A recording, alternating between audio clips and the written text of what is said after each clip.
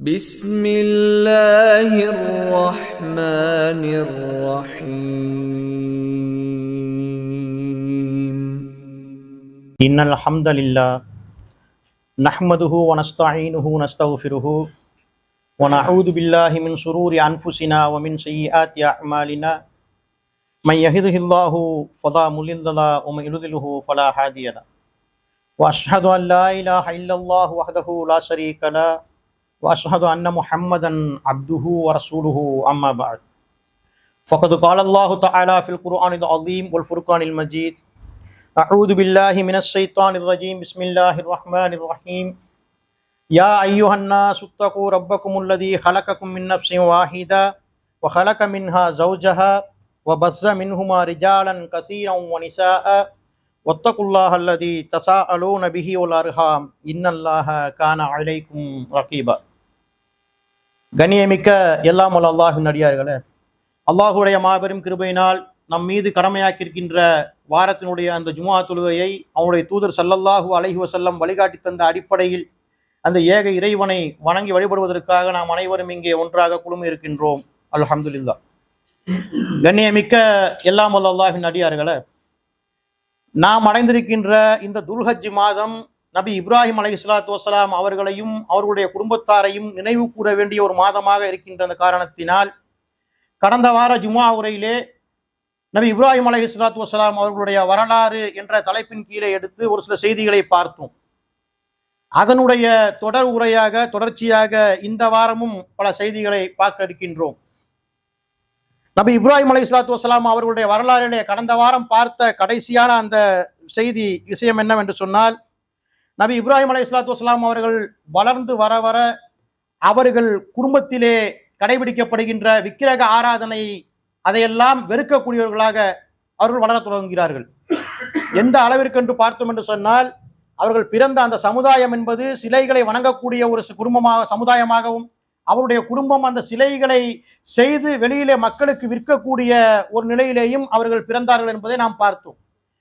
அவர்கள் வளர்ந்து பருவ வயதிலிருந்து அந்த சிறு பிராயத்திலிருந்து பருவ வயதை அடைந்து வந்து கொண்டிருக்கக்கூடிய காலகட்டங்களிலே அதன் மீது வெறுப்பு உடையவர்களாக அவர்கள் நடந்து கொண்ட விதத்தையும், அந்த நேரத்திலே கோயிலுடைய ஒரு விசேஷத்திற்கு பூஜைக்காக அவர்களை அழைத்து செல்லும் பொழுது அவருடைய தந்தை ஆசர் அவர்கள் அந்த பூசாரியை நோக்கி சத்தமிட்டு, பூசாரி, நீ பூஜை செய்கின்றாயே, நீ சொல்லக்கூடிய விஷயம் அந்த சிலைக்கு கேட்டதா, என்றைக்காவது பதிலளிக்கிறது இருக்கிறதா என்ற அடிப்படையிலே ஒரு சத்தம் எழுப்பினார்.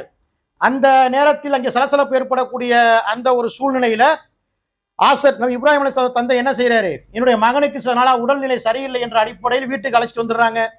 வீட்டுக்கு வந்தா தூங்க மாட்டேங்கிறாங்க. தூங்காம வெளியிலே போய்விட்டு ஒரு மலை பகுதியிலே அமர்ந்து அவர்கள் சிந்திக்க தொடங்குகிறார்கள் என்ற செய்தியெல்லாம் பார்த்தோம். இந்த சிலைகள்லாம் எப்படி மக்கள் வணங்குறாங்க, ஒன்றுமே செய்ய முடியாது, அப்படிப்பட்ட ஒரு சிந்தனைகள்லாம் அவர்களுக்கு அல்லாஹ் ரப்பல் ஆலமீன் தூண்டி விட்டதை பார்த்தோம். அதற்கு பிறகு அந்த குகையிலிருந்து தன்னுடைய வீடு இருக்கக்கூடிய அந்த பகுதிக்கு வந்த பிறகு தன்னுடைய தந்திரத்துல சொல்றாங்க, விக்கிரகங்களையா நீங்கள் வணங்குகின்றீர்கள், நீங்கள் தெய்வமாக ஆக்கி கொண்டிருக்கிறீர்கள், நிச்சயமாக நீங்களும் உங்களுடைய சமுதாயத்தார்களும் பகிரங்கமான வழிகட்டிலே இருக்கிறதை நாம் பார்க்கிறோம் என்பதாக அவங்க சொல்றாங்க. மக்களுக்கு மத்தியிலே தந்தைக்கு மத்தியிலே சொல்லி முடித்ததற்கு பிறகு அல்லாஹ் ரப்பல் ஆலமீன் திருமறை குர்ஆனிலே சொல்லும் பொழுது கூட இந்த விஷயத்தில் உறுதியாக இதை பேசுவதற்கு, மக்களுக்கு மத்தியிலே எடுத்து சொல்வதற்கு நபி இப்ராஹிம் அவர்களுக்கு நாம் தான் அதனுடைய வானங்களுடைய பூமியினுடைய அந்த அத்தாட்சிகளை ஆட்சியை பற்றி எல்லாம் அவர்கள் உறுதியாக ஈமான் கொள்ளுகின்ற அளவுக்கு அவருக்கு அந்த அறிவை நாம் தான் கொடுத்தோம் என்பதை அல்லாஹ் சொல்லி காமிக்கின்றான். அப்போ அவங்க மக்களுக்கு மத்தியில வந்து வரக்கூடிய நேரத்துல எந்த அளவிற்கு அவர்கள் எடுத்து வாதங்களை வைக்கிறார்கள் என்று சொன்னால், அல்லாஹ் சொல்லும் போது கூட திருமறை குர்ஆன்ல எந்த அளவுக்கு சொல்லி காமிக்கிறாங்கன்னா, ஒரு ஹிக்மத்தை கொடுத்திருந்தோம் அவங்களுக்கு, அவர்கள் வந்து ஒரு ஹிக்மத்தான முறையில மக்களுக்கு மத்தியில எடுத்து பிரச்சாரம் செய்தார்கள். அதை நாம் தொடராக பார்க்க இருக்கின்றோம். அதுல முதல்ல மக்களுக்கு மத்தியில அவர்கள் சொல்லக்கூடிய நேரத்துல அவர்கள் இருந்த அந்த பகுதியில இரவு நேரம் வந்த பிறகு அவர்கள் மக்களுக்கு மத்தியில சொல்றாங்க, ஃபலம்மா ஜன்ன அலைஹில் லைலு ரஆ கௌகபன், இரவு நேரம் இருட்டு சூழ்ந்து விட்டது, இரவு நேரம் ஆகிவிட்டது. அவங்க அந்த மக்கள்கிட்ட சொல்றாங்க, ஒண்ணுக்கும் உதவாத தரையிலிருந்து கீழே கடந்த அந்த கல்லை எடுத்து சிலை வடித்துக் கொண்டு நீங்கள் அதை கடவுளாக வணங்குகிறீர்களப்பா, அது உங்களுக்கு பதில் சொல்ல முடியாது, நீங்களே சொல்வதையும் கேட்க முடியாது, தன்னால் கீழே விழுந்தால் எழுந்து நிற்க முடியாது, நட்சத்திரத்தையும் சந்திரனையும் சூரியனையும் வணங்குகிறீர்கள், இதுவெல்லாம் எந்த ஒரு பலனையும் உங்களுக்கு தராத, உங்களுக்கு எந்த நன்மையையும் எந்த தீங்கையுமே செய்ய முடியாத இவைகளையா நீங்கள் வழங்குகிறீர்கள் என்ற அடிப்படையில அவங்க சொல்றாங்க, நீ வணங்கக்கூடிய சிலையை பார், கீழே கிடக்கிறது தரையில. அந்த நட்சத்திரத்தை பார், எவ்வளவு உயரத்துல இருக்கிறது. அப்ப இந்த உயரத்துல இருக்குன்னு கடவுள்னா அப்படித்தான் இருக்கணும். இறைவன் என்று சொன்னால், தெய்வம் என்று சொன்னால் நமக்கு மேல இருக்கணும். உனக்கு கீழே காலில் தட்டுப்படுற வகையில் இருக்கக்கூடிய இந்த கற்கள்ல சிலையை வடித்துக் கொண்டு கடவுள்னு சொல்றிய, இது கடவுள் இல்ல. அந்த நட்சத்திரத்தை பார் என்பதா சொல்றாங்க. ஃபலம்மா ஜன்ன அலைஹில் லைலு ரஆ கௌகபன். ஆகவே அவரை இரவு மூடிக்கொண்ட போது அவர் நட்சத்திரத்தை பார்த்தார். கால அப்பொழுது சொன்னார், ஹாதா ரப்பி, அதுதான் இறைவன் உயரத்திலே இருக்கிறது என்ற அடிப்படையில, ஒரு நாளும் அதை கீழே வராது என்கிற அடிப்படையில அந்த மக்களுக்கு மத்தியில் ஹிக்மத்தான முறையில பிரச்சாரத்தை செய்யறாங்க. அதற்கு பிறகு என்ன ஆகிறது? ஃபலம்மா அஃபல, அது மறைகிறது. நட்சத்திரம் மறைந்ததற்கு பிறகு பார்க்கிறாங்க, என்னுடைய இறைவன் ஒரு நாளும் மறையக்கூடியவனாக கிடையாது. அப்ப இந்த நட்சத்திரம் மறைகிறது என்று சொன்னால் இது இறைவன் இல்ல. காலலா ஹுப்புல் ஆஃபிலீன், அவர் நான் மறையக்கூடியவற்றை நேசிக்க மாட்டேன் என்ற அடிப்படையில அதை கடந்து போறாங்க. அடுத்ததாக சந்திரன் வருவதை பார்க்கிறாங்க. நட்சத்திரம் என்பது ஒரு சிறிய அளவுல வெளிச்சத்தோடு தெரிந்தது. சந்திரன் மிக பெரிதாக, ஒரு அளவிற்கு பெரியதாகவும் பிரகாசமாகவும் அந்த சந்திரன் உதிச்சதை கண்டவுடன் அவங்க சொல்றாங்க, இதை பார், முதல் பார்த்த நட்சத்திரமும் கடவுள் அல்ல, அது மறைந்து விட்டது, அது சிறியதாக இருந்தது. இந்த சந்திரனை பாருங்கள், எவ்வளவு பிரகாசமாக இருக்கிறது. இதுதான் என்னுடைய ரப்பி என்ற அடிப்படையில் கால ஹாதா ரப்பி, அவர் இதுவே என் இறைவன் என்று அவங்க சொல்றாங்க. சந்திரனை பார்த்தவன கமர பாசிகன், பின்னர் சந்திரன் பிரகாசத்துடன் உதயமாவதை கண்டு கால அவர் சொன்னார், ஹாதா ரப்பி, இது என்னுடைய இறைவன், இதுதான் இறைவனாக இருக்க முடியும். அஃபல, அதற்கு பிறகு அந்த சந்திரனும் மறைந்து காலை நேரம் உதயமாகிறதா இல்லையா?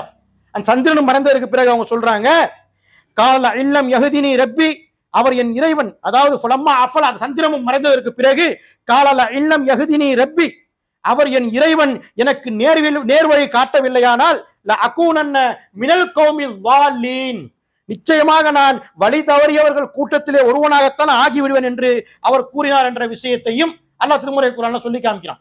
அப்ப நட்சத்திரத்தை பார்த்து சொல்றாங்க அதுவும் மறையுது, அதுவும் கடவுள் இல்ல. சந்திரனை பார்த்து சொல்றாங்க இதுதான் இறைவன் என்று, அதுவும் மறையுது, அதுவும் இறைவன் இல்லை என்பதாக சொல்றாங்க. அதற்கு பிறகு சூரியன் உதயம் அவரதை பார்க்கிறாங்க காலை நேரங்கள்ல. ஃபலம்மா ரஅஸ் ஸம்ஸ பாஸிகத்தன் காலா ஹாதா ரப்பி, சூரியன் பிரகாசமா உதவுறதுக்கு பார்த்துட்டு பார்க்கிறாங்க, சந்திரனை விட இது இன்னும் வெளிச்சமாக இருக்கிறது, இன்னும் பெரியதாக இருக்கிறது. அப்படி என்று சொன்னால் இதுதான் என்னுடைய இறைவன் என்பதாக சூரியனை பார்த்து சொல்கிறார்கள். சொன்ன அதுக்கு ஹாதல் அக்பர் அப்படிங்கிறாங்க. இல்ல அல்லாஹ் எப்படி சொல்லி காமிக்கிறானா, இப்ராஹிம் சொன்னதை ஹாதல் அக்பர், நட்சத்திரத்தை விட சந்திரனை விட இந்த சூரியன் மிக பெரிதாக இருக்கிறது என்பதாக சொல்லிவிட்டு அவர்கள் திரும்ப ஃபலம்மா அஃபல, அதுவும் மறைந்ததற்கு பிறகு காலையா கௌமி இன்னி பரீஉம் மிம்மா துஸ்ரிகூன், அவர் என் சமூகத்தாரே, நீங்கள் ஆண்டவனுக்கு இணை வைக்கும் ஒவ்வொன்றையும் விட்டு நான் நிச்சயமாக விலகிவிட்டேன் என்பதாக கூறினார் என்ற செய்தியை அல்லாஹ் திருமறை குர்ஆன்ல 6வது அத்தியாயத்தில 76, 77, 78 இப்படி தொடர்ச்சியாக சொல்லிட்டு வரதை பார்க்கிறோம். ஏன் இந்த சந்திரன் சூரிய நட்சத்திரத்தில் அவங்க சொல்றாங்க, சிலையை வணங்கிய மக்களுக்கு மத்தியிலும் மரத்தில் சிலை வடித்து வணங்கிய மக்களுக்கு மத்தியிலும் நட்சத்திரத்தை, சூரியனை, சந்திரனை எல்லாம் கடவுள்களாக வைத்து வணங்கக்கூடிய மக்கள் இருந்தார்கள் அந்த சமுதாயத்துல. இன்றைக்கு இருக்கிறாங்களா இல்லையா? ஒரு மழைக்கு வரக்கூடிய விஷயத்தை கணிக்கிறதா நட்சத்திரத்தை வச்சு சொல்றதை பார்க்கிறோம். நிறைய பேர் மூட நம்பிக்கையில இன்று அளவிலும் சொல்றதெல்லாம் பார்க்கிறோம். கால நேரம்லாம் இருக்கிறத பாக்குறோமா இல்லையா? பொன் கிடைத்தாலும் புதன் கிடைக்காதும்பாங்க. மஹரிப் நேரத்துல போய் ஏதாவது ஒரு பொருளை கேட்டா கொடுக்க மாட்டோம்பாங்க. மஹரிப்ல பணம் கொடுங்கன்னு சொன்னா ஏன் எங்க பரக்கத்தை எல்லாம் மொத்தமா உங்களோட வந்துன்னு ஆசைப்படுறீங்களான்னு கேட்பாங்க. இப்படிப்பட்டவர்கள் நம்ம கேள்வி கேட்கணும். ஏற்கனவே சொல்லி இருக்கிறோம். அந்த மாதிரி அவங்க எந்த நேரத்தை அவங்க மூட நம்பிக்கையோட ஒரு தவறான நேரம்னு சொல்றாங்களோ அந்த நேரத்துல உங்களுக்கு பணம் வந்தா நீங்க வாங்க மாட்டீங்களா? லட்சமா இல்ல உங்க குடும்பத்துல ஒரு குழந்தை பிறகுனா திரும்ப கர்ப்பப்பை உள்ள சேர்த்து தள்ளி விட்டுருவீங்களா? இதெல்லாம் நம்ம கேட்கணும், கேட்கக்கூடியவங்களா இருக்கணும். ஏன்னா நபி இப்ராஹிம் அலைஹிஸ்ஸலாத்து வஸ்ஸலாம் அவர்கள் தயவு தாட்சண்யமின்றி அப்படித்தான் அந்த மக்களுக்கு மத்தியிலும் தன்னுடைய குடும்பத்திற்கு மத்தியிலும் கேள்வி கணைகளை எடுத்து வைத்தார்கள். அவர்கள் ஒருபோதும் அஞ்சவில்லை. நம்முடைய தந்தை வெறுப்பாரு, இல்ல நம்முடைய சமுதாய மக்கள் வெறுப்பாங்க, எதுக்குமே அவங்க கவலைப்படல. அப்படிப்பட்ட ஒரு உறுதியை அல்லாஹ் கொடுத்திருந்தான். நாமளும் சொல்லிக்கிறோம், ஏகத்துவ சிந்தனையில் இருக்கிறோம்னு சொல்றோம். நபி இப்ராஹிம் அலைஹிஸ்ஸலாத்து வஸ்ஸலாம் ஏகத்துவ தந்தை என்பதை விளங்கி வைத்திருக்கின்றோம். அவர்களுடைய நேரிய மார்க்கத்தை நாம் பின்பற்றுகிறோம் என்று மாதட்டி சொல்லிக் கொள்கின்றோம். ஆனா நம்மளுடைய குடும்பங்கள்ல, நம்மளுடைய தெருவுக்கு மத்தியில, ஜமாத்துக்கு மத்தியில ஏதாவது மார்க்கத்துக்கு முரண் நடந்தா அப்படி ஏகத்துவ சிந்தனையை கலட்டி அப்படி ஓரமா வச்சுட்டு போயிடும். பாக்குறோமா இல்லையா? அப்ப அப்படி எல்லாம் இருக்கக்கூடாது. அதுதான் முதலாவதான ஒரு படிப்பினை. நபி இப்ராஹிம் அலைஹிஸ்ஸலாத்துடைய வாழ்க்கையில நாம் பெற வேண்டிய முதலான படிப்பினை என்னவென்று சொன்னால், அடுத்து பலியிடுறோமே அதுவெல்லாம் செய்யணும் தான். ஹஜ்ஜிக்கு போறதுக்கு வசதி இருந்தா போறமே, போய் தொங்கோட்ட ஓடுறோம், எல்லாம் செய்யறமே, குடும்பம் செய்த செயல்களை அதுவும் செய்ய வேண்டியதுதான். ஆனா முதல்ல பெற வேண்டிய படிப்பினை என்னவென்று சொன்னால், ஒரு பொழுதும் நான் இந்த ஏகத்துவத்திலிருந்து வழித்து வர மாட்டேன். எனக்கு பல கோடி லாபம் தருவதாக இருந்தாலும் கூட, எனக்கு பல கோடி நஷ்டம் அடைந்தாலும் கூட நான் அந்த ஏகத்துவ சிந்தனையை விட்டு வழித்து வர மாட்டேன் என்ற அடிப்படையில அதுதான் முதல் படிப்பினையா அவங்கள்ட்ட எடுக்கணும். எந்த அளவுக்கு ஹிக்மத்தா சொல்றாங்க பாருங்க. நாம என்னைக்காவது நம்மளோட குடும்பத்தை சிந்திச்சு பாருங்களேன். நிச்சயமா பெரும்பாலான குடும்பத்துல தாயோ தகப்பனோ அண்ணனோ தம்பியோ இந்த ஏகத்துவ சிந்தனையில வராம இருப்பாங்க. என்ன எடுத்து சொன்னாலும் புரியாதவர்களாக வராமல் இருக்கிறாங்களா இல்லையா? எல்லா வீட்லயும் இருக்கா இல்லையா? இன்னைக்கு நம்மளை சொல்லி என்ன பேசுறாங்க? குடும்பத்துல பிரச்சனை உண்டு பண்றான், பிரிவினை உண்டு பண்றானுவன், 2 பேர்னா பாரு, 2 பசியாரையா செய்ய முடியும் பாரு, இப்படி எல்லாம் ஒரு இந்த உலகத்தோடு ஒன்றி போய் கேள்வி கேட்கிறத பாக்குறோம். அப்ப நம்ம இதை உறுதியா படிப்பினை எடுத்துக்கணும். ஏகத்துவ சிந்தனை என்று வந்துவிட்டது என்று சொன்னால், மார்க்கம் என்று வந்துவிட்டது என்று சொன்னால், அல்லாவா இந்த உலகமா, அல்லாவா பல கோடியா பல லட்சமா வந்துன்னு சொன்னா எனக்கு அல்லாதான் என்ற அடிப்படையில அந்த படிப்பினை நான் பெற்றுக்கொள்ள வேண்டும். அப்ப அவங்க மக்களுக்கு மத்தியில இந்த அளவுக்கு நட்சத்திரத்தை கடவுள்னு சொல்லி அது மறைஞ்சவண்ண இல்லைங்கிறாங்க, சந்திரனை கடவுள்னு சொல்லி மறைஞ்சவண்ண இல்லைங்கிறாங்க, சூரியனை கடவுள்னு சொல்லி மறைஞ்சவண்ண இல்லைங்கிறாங்க. அப்ப என்ன திருப்பி அவங்க சொல்லக்கூடிய விஷயம், நீங்கள் எதையெல்லாம் என்னுடைய இறைவனுக்கு இணை வைக்கிறீர்களோ அவை அத்துணையும் விட்டு நாம் ஒதுங்கி விட்டேன் என்பதாக அவங்க சொல்லக்கூடிய செய்தியை பார்க்கிறோம். அந்த அளவிற்கு உறுதி. அது சொன்னது மட்டுமல்லாம உறுதிமொழி எப்படி எடுக்கிறாங்க பாருங்க. இன்னி வஜ்ஜஹ்து வஜ்ஹிய லில்லதி ஃபத்ர ஸமாவாத்தி வல் அர்ல ஹனீஃபா, வானங்களையும் பூமியையும் படைத்தவன் பக்கமே நான் உறுதியாக என்னுடைய முகத்தை திருப்பி கொண்டு விட்டேன் என்பதாக அவங்க சொல்றாங்க. சொல்லிவிட்டு ஒமா அனமினல் முஸ்ரிகீன், நான் என்றைக்குமே முஸ்ரிக்கானவனாக இணை வைப்போனில் ஒருவனாக இருக்க மாட்டேன் என்று அவர்கள் சொன்ன அந்த செய்தியை அல்லாஹ் அடுத்த வசனத்துல 6வது அத்தியாயம் 79வது வசனத்துல சொல்லி காமிக்கிறத பார்க்கிறோம். எந்த அளவுக்கு சொல்றாங்க பாருங்க, உறுதி. அந்த ஹிக்மத்தான விஷயத்துல மக்களுக்கு சொல்லி புரிய வச்சுட்டு நீங்க வணங்கக்கூடியதை நான் வணங்க மாட்டேன் ஏன்னு சொன்னா அந்த மக்கள் விவாதம் செய்யக்கூடியவர்களாக இருந்தார்கள். அதை பத்தி எல்லா திருமுறை குர்ஆன்ல சொல்லி காமிக்கிறான். எந்த அளவுக்கு மக்கள் வாசனம் வஹாஜஹு கௌமஹு, அவருடன் அவருடைய அந்த சமுதாய மக்கள் இருந்தார்களே அந்த ஊர்ல, அவர்கள் விவாதித்தார்கள். அப்ப இப்ராஹிம் அலைஹிஸ்ஸலாம் கேட்கிறாங்க, நாமளும் நீங்க பார்ப்போம், ஒரு ஆள் 2 ஆள் சேர்ந்து நம்மகிட்ட ஏதாவது கேள்வி கேட்டா ஒன்னும் பதில் சொல்ல தெரியாம இருப்போம். ஏன்னா நம்ம அந்த சிந்தனையில இருந்தா தானே, அதை மார்க்க விஷயங்களை படித்தால் தான் நம்ம பதில் சொல்ல முடியும். நம்மளுடைய எண்ணம்லாம் எப்படி இருக்குன்னா, யூடியூப்ல ஒருத்தர் பேசினா அதை கேட்போம், பள்ளிவாசலுக்கு வெள்ளிக்கிழமை போனப்ப பேசினா நம்ம கேட்போம். அது வெள்ளிக்கிழமை ஜும்மாங்கிறதுலாம் வந்து உட்காந்து கேட்கறாங்க. மற்ற நாட்கள்ல பேசணும்னு வச்சுக்கிட்டுங்களேன், பெரும்பாலான மக்கள் வெளியேறி செல்றது தான் பார்ப்போம். ஏன்னா ஜும்மாவில் வந்து தெரிஞ்சு வச்சுக்காங்கல்ல, 4 ரக்காயத்து லொஹர், இங்க வந்தோம்னா 2 ரக்காயத்து ஜும்மா தொழு நடத்துவாங்க, 2 ரக்காயத்துடைய நன்மை இந்த பயான் கேட்கறதுல கிடைக்குது. அப்ப இந்த அடிப்படையில் தான் வர்றாங்க. அப்ப பாருங்க, அந்த மக்களுக்கு மத்தியில் எவ்வளவு துணிச்சமாக வஹாஜஹு கௌமஹு, அவருடன் அவருடைய மக்கள் கூட்டத்தால் விவாதித்தார்கள். கால அத்துஹாஜூனி ஃபில்லாஹி, அதற்கு நபி இப்ராஹிம் அலைஹிஸ்ஸலாம் சொல்றாங்க, என்னுடைய அல்லாஹ்வை பற்றியா என்னிடத்தில் தர்க்கம் செய்கிறீர்கள்? வகத் ஹதான், அவன் நிச்சயமாக எனக்கு நேர்வழி காட்டிவிட்டான். வலா அகாஃபு மா துஸ்ரிகூன பிஹி, இது ரொம்ப முக்கியம். அப்ப அந்த மக்கள் விவாதம் செய்யும் போது சொல்றாங்க, அல்லாஹ்வை பத்தி தர்க்கம் பண்றாங்க, நீ ஒரு புதுமையான ஒரு கடவுள் சித்தாந்தத்தை சொல்றியப்பா, நாங்க காலங்காலமா இதெல்லாம் செஞ்சுக்கிட்டு இருக்கிறோம், சிலையை வணங்குறோம், சூரியனை வணங்குறோம், நட்சத்திரம் வணங்குறோம், நீ சொல்றது புதுசா இருக்குத என்று அடிப்படையில் தர்க்கம் செய்யும் பொழுது, என்னுடைய இறைவனையா நீங்கள் தர்க்கம் செய்கிறீர்கள் என்று சொல்லிவிட்டு ஏன் மக்களுக்கு மத்தியில் அப்படி பேசுறாங்க தெரியுமா? அந்த மக்கள் மிரட்டுறாங்க, எங்களுடைய கடவுளை நீ இழிவுபடுத்திட்ட. இங்க இந்த உலகத்துல சொல்றதை பார்ப்போமா இல்லையா? இப்போ இருக்கக்கூடிய காலகட்டங்கள்ல நீ இந்த அவுலியாவை பத்தி பேசிட்டியப்பா, உனக்கு கை வணங்காம போயிடும், வாய் உனக்கு பேச வராம எத்தனை பேர் சாபம் விட்டவங்க எல்லாம் பாக்குறோம் கடந்த காலங்கள்ல. நீ அவுலியாக்களை பேசுற, அவங்களுக்கு இருக்க சக்தி தெரியாம பேசுற, உன்னுடைய லைஃபே மொத்தமா மோசமா போயிடும், நீ பயந்துக்க, ரொம்ப வந்து நீ வந்து அடாவடித்தனமாக ஆணவமா பேசுற, உனக்கு என்ன தெரியும் இந்த அவுலியாவை பத்தி என்று எல்லாம் அவன் கேட்கக்கூடிய கேள்வி கரெக்டு தான். ஏன்னா நம்மளுடைய எத்தனையோ ஆண்டுகளுக்கு முன்பாக அந்த ஊர்ல வந்து வாழ்ந்து அந்த ஊர்ல மையத்தாவி மூத்தா போய் கபரு கட்டி வச்சிருக்கிறாங்க, தெரியாதுதான். ஆனா நாம திருமுறை குர்ஆனை கையில வச்சிருக்கிறோமா இல்லையா? ரசூல் ஸல்லல்லாஹு அலைஹி வஸல்லம் சொன்னது அதானே. தன்னுடைய இறுதி பெருவர்கள் என்ன சொல்றாங்க, நான் உங்களுக்கு மத்தியில் 2ஐ விட்டு செல்கிறேன், அதை நீங்கள் பலமாக பற்றி பிடித்துக் கொண்டால் ஒரு நேரமும் வழிதவற மாட்டீர்கள். ஒன்று பிஹிமா கிதாபுல்லா, அல்லாஹ்வுடைய திருமுறை குர்ஆன் வேதம், இன்னொன்று சுன்னத்து நபி என்னுடைய வழிமுறைன்னு சொன்னாங்களா இல்லையா? அப்ப அதை நம்ம சிந்திக்க மறுக்காத காரணத்தினால்தான் இந்த மாதிரி விஷயத்துல இருக்குது. அந்த மக்கள் சொல்றாங்க, ஒலா அகாஃபு மா துஸ்ரிகூன பிஹி, மக்களுக்கு பதில் சொல்றாங்க நபி இப்ராஹிம் அலைஹிஸ்ஸலாம், நீங்க என்ன பயமுறுத்தினாலும் சரி, என்னுடைய கையை பிடிச்சிருக்குங்கிறீங்களா, என்ன மரணிக்க செய்திருன்னு சொன்னீங்களா உங்களுடைய கடவுள், எனக்கு என்ன தீங்கு ஏற்பட செய்துவிடும் என்று நீங்கள் சொல்கிறீர்களோ, ஒலா அகாஃபு மா துஸ்ரிகூன பிஹி, அதற்கெல்லாம் நான் பயப்படவே மாட்டேன். இல்லா ஐ யஷா ரப்பி ஷைஆ, என் இறைவன் நாடினால் அன்று எனக்கு எதுவுமே நடக்காது. எப்படிப்பட்ட சிந்தனை பாருங்க. உங்களுடைய கடவுள் எனக்கு எதுவும் செய்துவிட முடியாது, நீங்கள் சொல்வது போல நான் ஒருபோதும் பயப்பட மாட்டேன். ஆனால் எனக்கு ஏதாவது நடந்துச்சுன்னு வச்சுங்களேன், உங்களுடைய பார்வையில நீங்க சொல்லுவீங்க, திட்டினா பத்தி அந்த அவுளியாவை, அதான் எனக்கு இந்த கதி. அதே எந்த அவுளியாவை திட்டினானா அந்த தர்காலே வந்து இன்னைக்கு சங்கிலியில கட்டிப்போட்டு கிடக்கிறானா இல்லையா, இப்படி பேசுறாங்களே, அந்த விதி எனக்கு என்னுடைய இறைவன் எனக்கு நாடினால் அன்றி வேறு நடக்காது என்பதாக அந்த உறுதியோட சொல்றாங்க.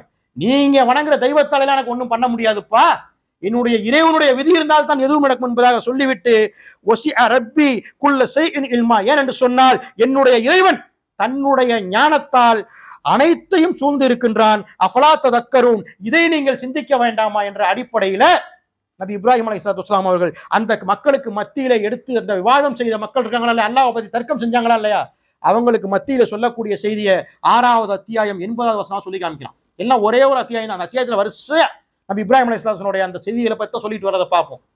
அப்ப எந்த அளவுக்கு மக்கள்கிட்ட தெளிவா பேசுறாங்க பாருங்க.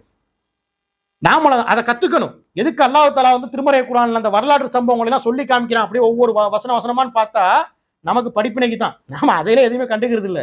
நம்முடைய உலக வாழ்க்கைக்கு எது தேவையோ அதையெல்லாம் படிக்கிறதுக்கு முயற்சி பண்ணுவோம்.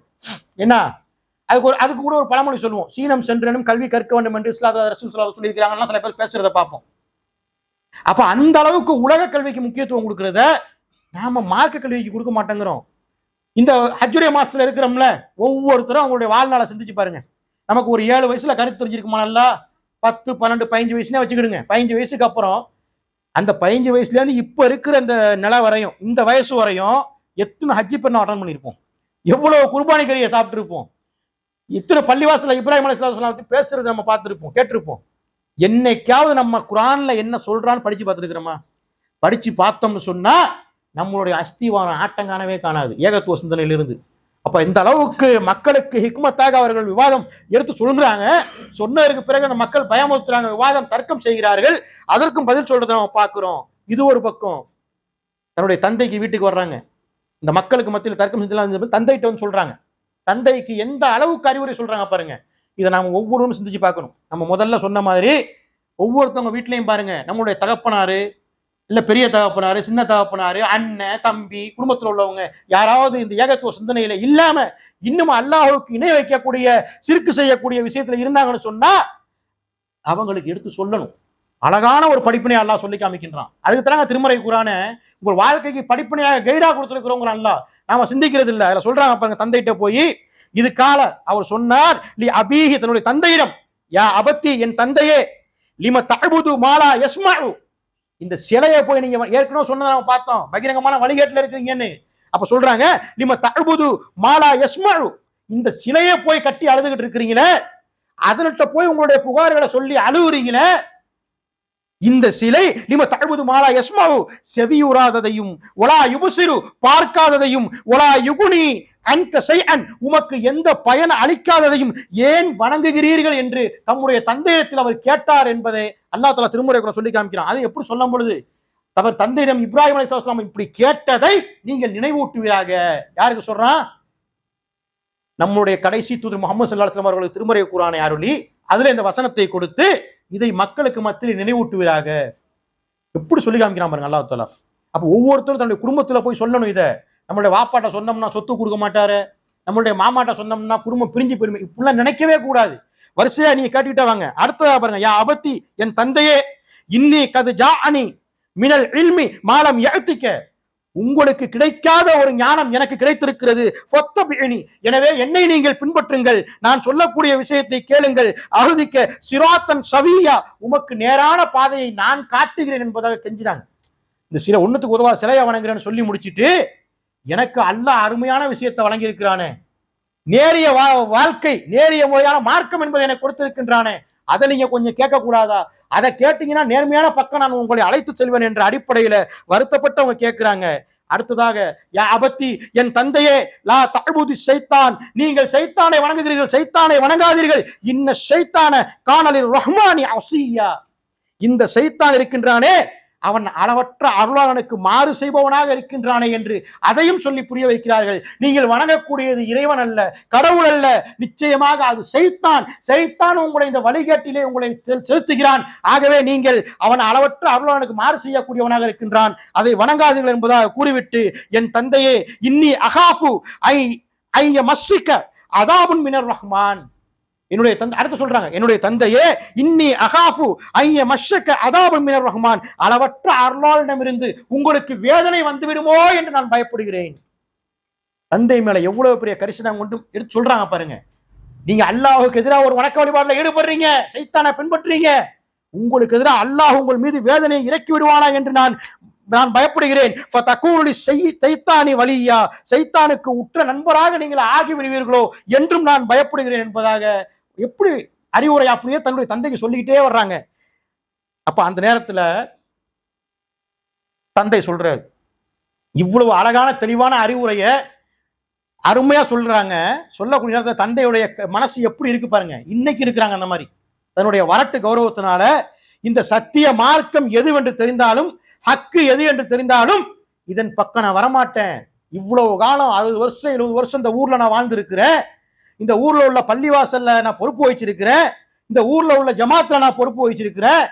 அப்படி இருக்கக்கூடியன்னா நீ சொல்றதெல்லாம் வாஸ்தவம் தான், அதெல்லாம் ஏத்துக்க முடியாதுப்பா, என்னுடைய கௌரவம் என்ன ஆகுறது என்ற அடிப்படையில இன்றைக்கும் வரட்டு கௌரவம் பிடித்தவர்கள் இருக்கிறார்களா இல்லையா? அதே போல அவருடைய தந்தை சொல்றதை பாருங்க. கால அராகிபு அந்த அன் ஹாலிஹத்தனியா இப்ராஹிம், இப்ராஹிமே எனது கடவுள்களையா நீ அலட்சியப்படுத்துகிறாய்?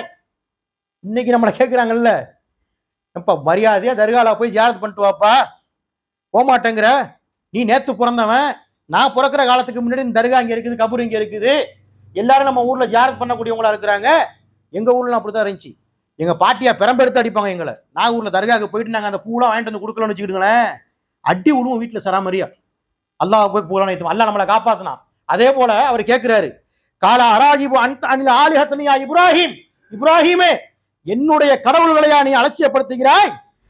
இல்லம் தன்தஹி ல அர்ஜுமன்னக வஹ்ஜுருனி மலியா, இந்த செயலிலிருந்து நீ விலகி கொள்ளாவிட்டால் உன்னை கல்லால் அடித்து நான் கொள்வேன் என்றா சொல்றாரு. ஒரு தாப்பம் அப்படி சொல்லுவாங்க பிள்ளைய, என்னுடைய கடவுள்களை நீ அலட்சியப்படுத்துகிற, இதை விட்டு நீ வெளியே வந்து நம்மளுடைய கடவுள் கொள்கைக்கு நீ வரலன்னு வச்சுக்க, உன்னை கல்லாலே நான் அடித்து கொள்ளுவேன், இல்லாவிட்டால் என்னை விட்டு நீ வெளியேறிவிடு என்பதாக ஒரு தந்தை சொல்றாரு. ஒரு புள்ள எவ்வளவு சேட்டை பண்ணாலும், என்னதான் தகப்பனுடைய பேரை கெடுத்தாலும் கூட தந்தைக்கு ஒரு ஓரத்துல வீட்டை விட்டு துரத்துறதுலாம் ரொம்ப அரிதா நடக்கிற விஷயம். ஒரு ஓரத்துல இருக்கும், சமுதாய மக்களுக்கு மத்திய தோழர்களுக்கு மத்தியில விசாரிப்பாரு, இவன் இப்படியே இருக்கிறானே, இவன் திருத்துறதுக்கு ஏதாவது ஒரு கவுன்சிலிங் கொடுக்கக்கூடிய ஒரு இடம் இருக்குதா கேட்பாங்க. வீட்டை வீட்டுல துரத்துறாருக்குலாம் இருக்க மாட்டாங்க, ஏன்னா இன்னும் கெட்டு போயிடுவான் வெளியில போனான் என்ற அடிப்படையில சொல்ற தந்தைகள் அதிகம் நம்ம பார்த்திருக்கிறோம். 1-2 விதிவிலக்கா இருக்கும். ஆனா இங்க என்ன சொல்ற பாருங்க, என்னுடைய கடவுளை நீ அலட்சியப்படுத்துற, நீ இதுல இருந்து விலகலன்னு சொன்னா கல்லால் அடிச்சு உன்னை கொல்லுவேன், இல்லைன்னா என் வீட்டு விட்டு ஓடி போயிடுங்கிறது. எப்படி இருக்கும் ஒரு மகனுக்கு? அந்த நேரத்துல கூட பாருங்க உறுதிய இப்ராஹிம் அலைஹிஸ்ஸலாமுக்கு. அதான் நம்ம அடிக்கடி சொல்லுவோம், அல்லாஹ் தஆலா அறிவினர்களை கண்டால் அலட்சியம் செய்யுங்கன்னு சொல்றானா இல்லையா? அழகான முறை சொல்றாங்க, கால சலாமுன் அலைக்க, தந்தையே உங்கள் மீது சலாம் உண்டாகட்டும், ரப்பி உங்களுக்காக என்னுடைய இறைவனிடம் நான் பாவ மன்னிப்பு தேடுவேன், இன்னஹு கானபி ஹஃபியா அவன் என்னிடம் அன்பு மிக்கவனாக இருக்கிறான் என்பதாக 19வது அத்தியாயத்தில் 41 முதல் 47வது வசனம் வரை தந்தைக்கும் மகனுக்கும் நடக்கின்ற அந்த உரையாடலை அல்லாஹ் ரப்பல் ஆலமீன் திருமறை குர்ஆனில் சொல்லி காமிக்கிறான் என்று சொன்னால், எத்தனை வீட்டுல நம்ம இன்னைக்கு தந்தைகிட்ட எடுத்து சொல்றோம், சகோதரர்கள்ட்ட எடுத்து சொல்றோம். அழகான ஒரு அறிவுரை இல்லையா, உபதேசமா இல்லையா? அது வினாடி விழா கேள்வி போய் நிகழ்ச்சி மாதிரி அவர்கள் செய்த அறிவுரைகளை இந்த மாதிரி நீங்க செய்யுங்க. இப்படி புரிகிற வகையில ஹிக்மத்தோட நாம எல்லாம் சொன்னோம்னு சொன்னா, சிந்திக்கிற வகையில சொன்னோம்னு சொன்னா நிச்சயமா சிந்திப்பாங்க. நாம ஆனா அதை செய்யறது இல்லை. எடுத்த கோத்தை சொல்லும் பொழுதே எப்படி தெரியுமா, நம்மளை வெறுக்கிற மாதிரி சொல்றது. அந்த மாதிரி பேசணும் தான், தயவுதாட்சண்யமின்றி எடுத்து சொல்லணும். அதுல நம்ம நல்லெண்ணத்தை கடைபிடிக்க கூடாது. மார்க்கத்தை சொல்லும் பொழுது சொல்லக்கூடிய ஒரு சில விஷயத்துக்கு நல்லெண்ணத்தை கடைபிடிக்கணும். மார்க்கத்தை தெரிஞ்சாதான் அதை நம்ம எப்படி இந்த விஷயத்தை எப்படி எடுத்து சொல்றது, இறைவனுக்கு இணை வைக்கக்கூடிய விஷயத்தை எப்படி சொல்றது, பிதஅத் செய்யும் போது எப்படி சொல்றது என்ற அடிப்படையில எல்லாம் நாம அப்பதான் சொல்ல முடியும். அப்ப இந்த மாதிரி வரலாறுகள் எடுத்து நபி இப்ராஹிம் அலைஹிஸ்ஸலாம் அவர்களை நமக்கு 45-50 வயசாவது நமக்கு கருத்து தெரிஞ்சது இப்படியே அவங்கள ஒரு சிறந்த சமுதாயம்னு சொல்றாங்க. அவங்கள இப்ராஹிம் கலீலுல்லாஹ் அல்லாஹ்வுடைய நண்பன் சொல்றாங்க. அல்லாஹ் எந்த தூதருக்கு இப்படிப்பட்ட சிறப்பை கொடுக்கலையே. இதையெல்லாம் கேட்கிறமே, எதனால அந்த சிறப்பு? குர்பானி கொடுத்ததுனாலயா? தன்னுடைய மகனை அறுத்து பலியிட போனதுனால. அப்படிதான் நம்ம தெரிஞ்சு வச்சிருக்கிறோம். 1 2 3 விஷயங்களை தெரிஞ்சு வச்சுக்கிட்டு இதனாலதான்ப்பா, அதனாலதான் நம்ம அந்த ஹஜ்ஜி பெருநாளை குர்பானி கொடுக்குறோம், பெருநாள் தொழுதுட்டு, இதனாலதான் நம்ம அந்த பெருநாள் கொண்டாடுறோம், இதனாலதான் ஹஜ்ஜிக்கு போறாங்க, இதனாலதான் தொங்கோட்டம் ஓடுறாங்க. இப்படி ஒரு சில விஷயங்களை தெரிந்து வைத்துக் கொண்டு அதோட முடிச்சுக்கிறோம். அது மிக தவறான விஷயம். நபி இப்ராஹிம் அலைஹிஸ்ஸலாத்து வஸ்ஸலாம் அவருடைய வாழ்க்கை வரலாறு நம்ம திருமறை குர்ஆன்ல அல்லாஹ் சொல்றத பார்த்தோம்னா நம்மளுடைய குடும்பத்தையும் அப்படிப்பட்ட ஒரு முன்மாதிரி குடும்பமாக உருவாக்க முடியுமா இல்லையா? அப்ப தந்தைக்கு மகனுக்கும் இப்படி நடந்த அந்த உரையாடல் அல்லாஹ் சொல்லி காமிக்கிறத பார்க்கிறோம். அப்ப இதை விளங்கியவர்களாக இனிமேலாவது தன்னுடைய குடும்பத்தார்களுக்கு மத்தியில, நண்பர்களுக்கு மத்தியில தைரியமா சொல்லுங்க. ஜமாத்தாராக இருந்தாலும் சரி, ஜமாத்திலே போய் உட்கார்ந்து சொல்லுங்க. மிஞ்சி மிஞ்சி போனா என்ன செய்வாங்க? கடுமையான வார்த்தை பேசுவாங்க, இல்ல ஊர்ல எதுக்கு நம்மளை கலந்து கூடாம பண்ணுவாங்க, இல்ல நம்மள அங்க இருக்கக்கூடிய 10 பேர் சேர்ந்து அடிப்பாங்க. அதான் நடக்கும். அல்லாஹ்வுடைய தூதர் வாங்காத அடியா? தாயிப் நகர் சம்பவத்தை பார்த்தோம்னா தாயிப் நகரத்துடைய சம்பவம் மட்டுமே நீ பார்த்தா போதுமே. அல்லாஹ்வுடைய தூதர் சொல்றாங்களா இல்லையா? அப்போ மயக்கம் வர்ற அளவுக்கு கல்லை விட்டு அடிச்சாங்களா இல்லையா சிறுவர்களை விட்டு? அப்ப அதையெல்லாம் விட அல்லாஹ்வுடைய தூதர் கஅபத்துல் தோதுவிட்டு இருக்கும் பொழுது மக்களை ஒட்டக குடல்களை கொட்டினாங்களா இல்லையா மேல? ஒட்டக குடல் என்பது அவ்வளவு வெயிட்டா இருக்கும், நிமிரவே முடியல அவங்களால. அப்ப அந்த அளவுக்கு வேதனை, நிறைய வேதனை நாம் சொற்பமா சொல்றோம், அனுபவிச்சிருக்கிறாங்களே. இதையெல்லாம் விட ஒரு வேதனை நமக்கு கிடைச்சிட போகுதா? அப்ப எடுத்து நாம மக்களுக்கு மத்தியிலும், குடும்பத்துக்கு மத்தியிலும், ஊரார்களுக்கு மத்தியிலும், ஜமாத்தாருக்கு மத்தியிலும் சொல்லணும். அது சொல்லணும்னு சொன்னா திருமறை குர்ஆனை சரியான முறையில் படிக்க வேண்டும். நபி இப்ராஹிம் அலைஹிஸ்ஸலாத்து வஸ்ஸலாம் அவர்களுடைய வாழ்க்கையில் அவர்கள் எப்படியெல்லாம் விவாதம் செய்தார்கள் மக்களுக்கு மத்தியிலே, எப்படியெல்லாம் தந்தைக்கு மத்தியிலே, தன்னுடைய குடும்பத்துக்கு மத்தியிலே அறிவுரை செய்தார்கள் என்பதெல்லாம் பார்த்தோம் என்று சொன்னால் நமக்கும் சரியான ஒரு படிப்பினையாக கிடைக்கும். அதில் முதலாவதாக நாம் ஏகத்துவத்தில் இப்ராஹிம் அலைஹிஸ்ஸலாத்து வஸ்ஸலாம் அவர்களை போல உறுதியாக நிற்க வேண்டும் என்பதை படிப்பினையாக எடுத்துக்கொள்வோம். இன்ஷா அல்லாஹ் அப்படி ஒரு வாய்ப்பை எல்லாம் அல்லாஹ் நம் அனைவருக்கும் தந்தருள் புரிவானாக என்று கூறி முதல் உரை நிறைவு செய்கின்றேன். அல்ஹம்துலில்லாஹி ரப்பில் ஆலமீன், வஸ்ஸலாத்து வஸ்ஸலாமு அலா ஹாத்தமில் அன்பியா வல் முர்ஸலீன். கண்ணியமிக்க எல்லாம் அல்லாஹ்வின் அடியார்களே, நபி இப்ராஹிம் அலைஹிஸ்ஸலாத்து வஸ்ஸலாம் அவருடைய வாழ்க்கையில் ஏராளமான படிப்பினை நமக்கு இருக்கிறது. அதிலே ஒரு சில விஷயங்களை நாம் கடந்த வாரமும் இந்த வாரத்தினுடைய முதல் உரையிலும் பார்த்தோம். இரண்டாவதாக நாம் பார்த்தோம் என்று சொன்னால், இப்போ முதல் உரை முடிக்கக்கூடிய தருணத்தில் நாம் சொன்னோம், ஜமாத்தாவே இருந்தாலும் ஒட்டுமொத்த மக்களுக்கு மத்தியிலும் போய் அமர்ந்த ஏகத்துவ சிந்தனையை சொல்லுங்கள்னு சொன்னோம். அப்ப இந்த விஷயத்தை எல்லாம் நபி இப்ராஹிம் அலைஹிஸ்ஸலாத்து வஸ்ஸலாம் அவர்கள் இப்படி சொல்லிக் கொண்டிருக்கிறத மன்னருக்கு மத்தியில காதுக்கு போகுது. நம்ரூத் என்ற மன்னன் அந்த பகுதியை ஆட்சி செய்யக்கூடியவனா இருக்கிறான். அவனும் அந்த சந்திரதேவி அந்த சிலைக்காக மிகப்பெரிய ஒரு கோவிலை கட்டி கொடுத்திருக்கின்றான். பல நூற்றுக்கணக்கான பெரிய சிலைகளையும் சின்ன சிலைகளையும் அதிலே வைப்பதற்கு அவன் எல்லா விதமான உதவிகளையும் மக்களுக்கு செய்திருக்கின்றான். அப்படிப்பட்ட அந்த நம்ரூத் மன்னனுக்கும் நபி இப்ராஹிம் அலைஹிஸ்ஸலாத்து வஸ்ஸலாம் அவர்களுக்குமே ஒரு வாதம் நடக்குது. மன்னருக்கு மத்தியில நபி இப்ராஹிம் அலைஹிஸ்ஸலாம் அவர்கள் போறாங்க. போன உடனே இப்ராஹிம் அலைஹிஸ்ஸலாம் அவர்கள் ஹிக்மத்தாக வாதம் செய்யறாங்களே, அதை பார்த்து வாயடைச்சு போயிடும் என்பதாக திருமறை குர்ஆன்ல அல்லாஹ் சொல்லி காமிக்கின்றான். அலம் தர இலல்லதி ஹாஜ இப்ராஹிம ஃபீ ரப்பிஹி அன் ஆத்தாஹுல்லாஹுல் முல்க். தனக்கு அல்லாஹ் ஆட்சியை கொடுத்ததற்காக இப்ராஹிமிடம் அவரது இறைவன் குறித்து தர்க்கம் செய்தவனை நீர் அறியவில்லையா? அல்லாஹ் நபி ஸல்லல்லாஹு அலைஹி வஸல்லம் அவர்களுக்கு திருமறை குர்ஆனை கொடுத்து அதில் சொல்லி காமிக்கின்றான். தனக்கு ஆட்சியை கொடுத்ததற்காக இப்ராஹிமிடம் அவரது இறைவன் குறித்து தர்க்கம் செய்தவன் அறியவில்லையா? அல்லாஹ் ஆட்சியை கொடுத்திருக்கிறான். அதை விளங்காதவனாக, அதை புரியாதவனாக, அறிவு இல்லாதவனாக என்ன அவன் நினைக்கிறான்? நமக்கு இந்த சந்திரதேவி தான் போய் ஆட்சியை கொடுத்திருக்குது, நாம் வணங்கக்கூடிய சிலைகள் தான் நம்மளை பாதுகாத்து வருது என்ற அடிப்படையில அல்லாஹ் கொடுத்திருக்கிறான். அவன் சிந்திக்க முடியல, அவனுக்கு அந்த அளவுக்கு அறிவு இல்லாதவனா இருந்திருக்கிறான் அந்த மன்னன். அப்படிப்பட்ட அந்த மன்னன் இப்ராஹிமுடைய இறைவனை குறித்து தர்க்கம் செய்ததை நீ அறியவில்லையா என்பதாக கேட்கிறான். கேட்டுட்டு இது கால இப்ராஹிம் அவர்கள் சொன்னார், இப்ராஹிமு இது கால இப்ராஹிமு ரப்பில்லதி யுஹ்யி வ யுமீத். என்னுடைய இறைவன் இருக்கிறானே, அது நீங்கள் வணங்கக்கூடிய இந்த சிலைகளை போல அல்ல. என்னுடைய இறைவன் அல்லதி யுஹ்யி வ யுமீத், என் இறைவன் உயிர் கொடுப்பவன் மற்றும் மரணிக்க செய்பவன் என்று இப்ராஹிம் அலைஹிஸ்ஸலாத்து வஸ்ஸலாம் அவர்கள் அந்த மன்னனிடத்திலே கூறிய பொழுது ரொம்ப அசால்ட்டா எடுத்துக்கிறான். நம்ம எவ்வளவுதான் இந்த ஏகத்துவ சிந்தனையை பத்தி எடுத்து மக்களுக்கு மத்தியில சொன்னாலும் இன்னைக்கு நம்மளே இந்த மர்கஸ்ல ஃபேஸ் பண்ணிருப்போமா இல்லையா? எங்க கிளம்பிட்டீங்க, ஜும்மாக்கு இங்க வரலையான்னு கேட்டா தௌஹீத் மர்கஸ் போறோம்னா இங்கேயும் வந்துட்டாங்களா டிஎன்டிஜே தௌஹீத் அப்படின்னு கேட்கறவங்கள பாக்குறோம். இல்லைங்க ஏகத்துவ மர்கஸுக்கு போறேன்னு சொன்னா இங்கேயும் அல்தாஃப் மர்கஸ் இங்கேயும் வந்துருச்சான்னு கேட்கறாங்க. பாக்குறோமா இல்லையா? இப்படி எப்படியாவது நம்மளை போட்டு கேள்வி கணக்கு கூட குழப்பணுங்கிறதுக்காக எல்லா விதமா கேட்பாங்க. அதே மாதிரி கேட்கிற மக்களை நான் சந்திச்சிருக்கேன், மற்றவர்கள் எப்படின்னு தெரியல. ஆனா இங்க எப்படி பாருங்க, என்னுடைய இறைவன் உயிர்ப்பிக்க செய்வான் மரணிக்க செய்வான் என்று இப்ராஹிம் அலைஹிஸ்ஸலாம் அவர்கள் அந்த மன்னனிடத்தில் எடுத்து சொல்றாங்க.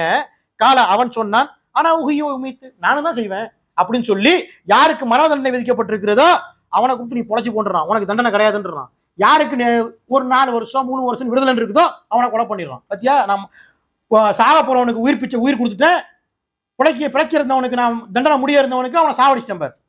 நானும் அதான் செய்யறேன், உன்னோட இறைவன் முன் செய்யறானா இல்லையா என்ற அடிப்படையில மிக அசால்ட்டாக, திமுறாக, அறிவு இல்லாதவனாக அந்த கேள்வியை கேட்கறத பாக்குறோம். எந்த அறிவாளியாவது இப்படிப்பட்ட செயலை செய்வானா? எவ்வளவு பெரிய விஷயத்தை அவங்க சொல்றாங்க, என்னோட இறைவன் உயிர்ப்பிக்க செய்கிறான், மரணிக்க செய்கிறான்னு சொல்றாங்க. அதுக்கு இப்படிப்பட்ட ஒரு விஷயத்தை அவன் செஞ்சு காமிச்சு, அப்ப நானும் இறைவன் தானே, உனக்கு நானும் செஞ்சுட்டானா இல்லையான்னு கேட்கிறான். அடுத்ததா பாருங்க, அல்லாஹ் எவ்வளவு பெரிய விஷயத்தை ஹிக்மத்தா கொடுக்குறாங்க. கால இப்ராஹிம் அலைஹிஸ்ஸலாம் அவர் சொன்னார்கள், ஃபஇன்னல்லாஹ யஅதி பிஷ்ஷம்ஸி மினல் மஸ்ரிகி ஃபஅதி பிஹா மினல் மக்ரிபி. நபி இப்ராஹிம் அலைஹிஸ்ஸலாம் அப்படி அலட்சியமா சொல்றாங்க. அல்லாஹ் அந்த அளவுக்கு ஞானத்தை கொடுத்திருக்கிறான். சரிப்பா, என்னோட இறைவன் உயிர்ப்பிக்க செய்வான், மரணிக்க செய்வான்னு சொன்னா நீ செஞ்சு காமிச்சிட்ட. இந்த சூரியனை என்னுடைய இறைவன் கிழக்குல தானப்பா உதிக்க செய்யறான், உன்னால முடிஞ்ச நீ மேற்குல உதிக்க செய்ய பார்ப்போங்கிறாங்க. சுப்ஹானல்லாஹ், எவ்வளவு பெரிய ஒரு ஹிக்மத்தான விஷயம் பாருங்க. வாதம் பண்றாங்க பாருங்க. நீ மரணிக்க செஞ்சு உறுப்பு செஞ்சு இறைவன் மாதிரியே செஞ்சுட்டேன்னு நீ மார்த்தட்டி கொள்ற, உனக்கு அவ்வளவுதான் இருக்குது மூளை, சரக்கு ஒன்று அதிகமா இல்ல, நாட்டை ஆள்ற மன்னன்னு சொல்ற.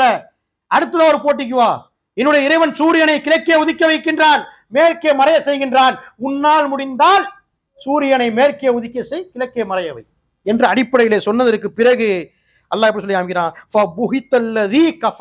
அல்லாஹுவை மறுத்த அந்த மன்னன் அவன் வாயடைத்து போனான். வல்லாஹு லா யஹ்தில் கௌமல் ஸாலிமீன், அநீதி இழைத்த கூட்டத்திற்கு அல்லாஹ் நேர்வழி காட்ட மாட்டான்.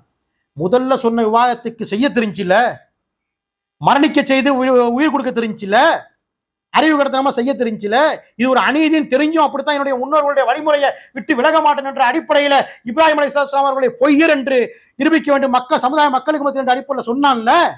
இரண்டாவதா விஷயத்தை சொன்னவன வாயடைத்து போயிட்டான். எப்படி சொல்றான்? இறைவனை மறுத்த அவன் வாயடைத்து போனான். நம்ம சொல்லி காமிச்சிட்டு அல்லாஹுக்கு அநீதிழைக்கக்கூடிய கூட்டத்திற்கு ஒருபோதும் அல்லாஹ் நேர்வழி காட்ட மாட்டான் என்கிறத இரண்டாவது அத்தியாயத்தில் 258 வசனத்தை சொல்லி காமிக்கிறத பார்க்கிறோம். அப்ப இது எல்லாத்தையும் மொத்தமா கோர்வையா பார்க்கணும். இப்ராஹிம் அலைஹிஸ்ஸலாமுடைய வாழ்க்கையில கடந்த வாரம் பார்த்ததிலிருந்து இந்த வாரம் பார்த்த செய்திகளிலிருந்தும் ஏராளமான நமக்கு எடுத்துக்காட்டு இருக்கிறது, உதாரணம் இருக்கிறது, படிப்பினை இருக்கிறது. அதனால்தான் அல்லாஹ் திருமறை குர்ஆன்ல அவர்கள் அழகிய முன்மாதிரி என்பதை சொல்லி காமிக்கிறத பார்க்கிறோம். இதை விளங்கிய மக்களாக இனி வரக்கூடிய காலத்துல என்ன செய்யணும்? இப்ராஹிம் அலைஹிஸ்ஸலாம் அவர்களுடைய வரலாறுகளை எடுத்து திருமறை குர்ஆன்ல தேடி எடுத்து படிங்க. எல்லாம் ஈஸியா கிடைக்குது. படிச்சு அதை கடைபிடிக்கக்கூடிய மக்களாக அடுத்த ஹஜ் பெருநாள் வரக்கூடிய நேரத்துல நாம் இப்ராஹிம் அலைஹிஸ்ஸலாம் அவர்களை நினைவு கூறுவதற்கு தகுதியானவன், அவர்கள் செய்த அந்த அறுத்து பலியிடுதல் விஷயத்தை நான் செய்வதற்கு நான் தகுதியானவன் என்ற அடிப்படையிலே மார்தட்டி கொள்ளக்கூடிய வகையிலே நாம் இன்ஷா அல்லாஹ் அந்த அடிப்படையில் வாழ பழகிக் கொள்ளக்கூடிய மக்களாக இருக்க வேண்டும். அப்படிப்பட்ட ஒரு வாய்ப்பை எல்லாம் அல்லாஹ் நமக்கு தந்தல் புரிவானாக என்று இந்த உரையை நிறைவு செய்வதோடு இதனுடைய தொடர்ச்சி இன்ஷா அல்லாஹ் அடுத்த வாரமும் தொடரும் என்பதை நான் உங்களுக்கு மத்தியில் அறிவித்துக் கொள்கின்றேன். அதுக்கு எல்லாம் அல்லாஹ் அருள் புரிவானாக. வாஹிர் தஅவானா அல்ஹம்துலில்லாஹி ரப்பில் ஆலமீன். அஸ்ஸலாமு அலைக்கும் வரஹ்மத்துல்லாஹி வபரகாத்துஹு.